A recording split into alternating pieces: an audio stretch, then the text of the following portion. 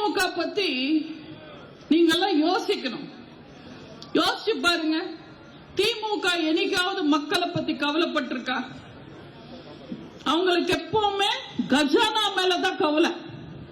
இன்னைக்கு எவ்வளவு கலெக்ஷன் ஆயிருக்கு, எவ்வளவு கல்லா கட்டு இருக்கு, எவ்வளவு பர்சன்டேஜ் நிக்கும், இது மட்டும்தான் ஸ்டாலின் யோசிப்பார்.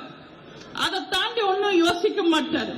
ஏன்னா அவர் நடத்துறது ஒரு உண்மையான அரசாங்கத்தை இல்ல, ஒரு பொம்மையான அரசாங்கத்தை. கிளம்பாக்கம் பஸ் ஸ்டாண்ட்ல பெரிய பிரச்சனை. சேகர் பாபு வந்து பேட்டி தரார்.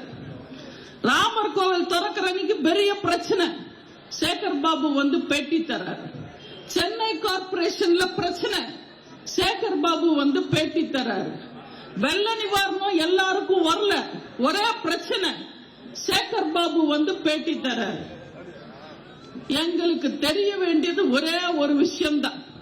இப்ப தமிழ்நாட்டுல முதல்வர் யாரு? ஸ்டாலினா இல்ல சேகர் பாபுவா?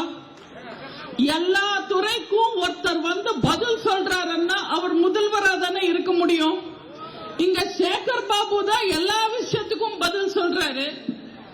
நம்ம அம்மா ஆட்சியில, அதிமுக ஆட்சி காலத்துல நீங்க பாத்தீங்கன்னா எந்த துறையில என்ன பிரச்சனைனாலும் எங்க அம்மா சுடுக்கு போட்டு பேசுவாங்க. எங்க அண்ணன் எடப்பாடியார் பேப்பரை தூக்கி போட்டு காமிச்சு பேசுவாரு. அது உண்மையான ஆட்சி, அது மம்மி ஆட்சி. இன்னைக்கு தமிழ்நாட்டில் நடக்கிறது டம்மி ஆட்சி. இவங்கெல்லாம் யார்கிட்ட வந்து மாட்டிருக்காங்க? நாங்கெல்லாம் பேசியே கிழிக்க மாட்டோமா? அப்பாவி மக்களை ஏமாத்துறாங்க, எங்களை ஏமாத்த முடியுமா? இந்த திமுக மாநாட்டில் உதயநிதி வேற இஷ்டத்துக்கு பேசியிருக்கார். அவர் சப்ஜெக்டுக்கு நான் அப்புறம் வரேன். இந்த மாநாட்டில் பாத்தீங்கன்னா நிறைய தீர்மானங்கள் கொண்டு வந்தாங்க.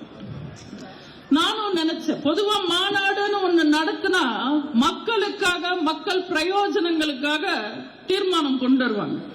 திமுக காரங்க என்ன தீர்மானம் போட்டாங்கன்னு எனக்கு கடைசி வரைக்கும் விளங்கல. நான் என் நண்பர் ஒருத்தரை கேட்டேன், என்னதான் தீர்மானம் இது, என்ன சொல்ல வராங்கன்னு கேட்டேன். அவர் எனக்கு சொன்னாரு. எனக்கு ஓரளவுக்கு புரிஞ்சது, நீங்களும் புரிஞ்சுப்பீங்கன்னு நம்புறேன்.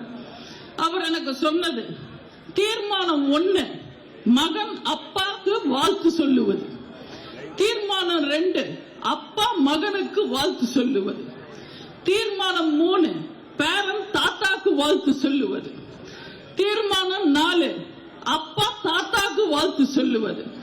தீர்மானம் 5, தங்கை அண்ணாக்கு வாழ்த்து சொல்லுவது.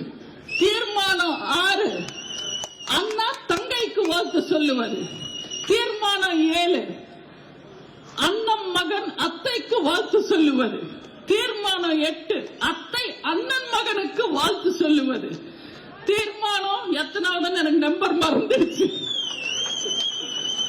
தாய்மாமன் மகன் மாமாக்கு வாழ்த்து சொல்லுவது. அதுக்கப்புறம் ஒரு தீர்மானம் இருக்கு, மாமாக்கு தாய்மாமன் மகன் வாழ்த்து சொல்லுவது. அதுக்கப்புறம் மாமன் மகன் தாய்மாமன் மகனுக்கு வாழ்த்து சொல்லுவது. தாய்மாமன் மகன் மாமன் மகனுக்கு வாழ்த்து சொல்லுவது. எனக்கு போதுங்க, இதுக்கு மேல எனக்கு வேணாம், எனக்கு புரிஞ்சிடுச்சுன்னு சொல்லிட்டேன். இப்படி அவங்களுக்குள்ள அவங்களே அவங்க குடும்பத்துக்குள்ள பாராட்டி வாழ்த்து சொல்லி நடத்தின மாநாடு தான் இந்த சேலத்தில் நடத்தின இளைஞரணி மாநாடு. இதுல ஊபிஎஸ்க்கு கிடைச்சது என்னன்னு பார்த்தா ஒரு பிரியாணி பொட்டலமும் ஒரு கவர்ச்சி டான்ஸும். அதை விட திமுக உடன்பிறப்புகளுக்கு எதுவுமே கிடைக்கல.